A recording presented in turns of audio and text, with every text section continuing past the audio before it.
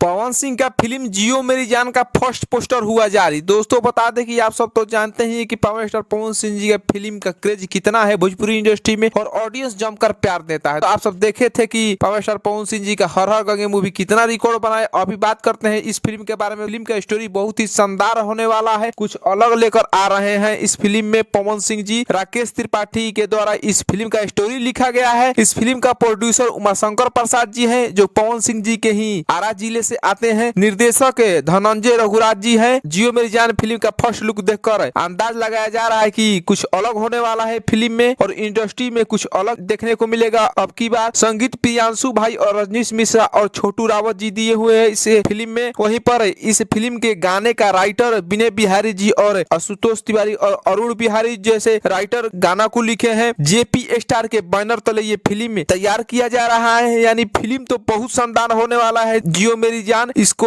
Complete बहुत जल्द कर लिया जाएगा। तो दोस्तों आपको इस फिल्म का फर्स्ट लुक कैसा लगा, आप कमेंट करके अपना प्रतिक्रिया दीजिए। मिलते हैं अगले वीडियो में, धन्यवाद।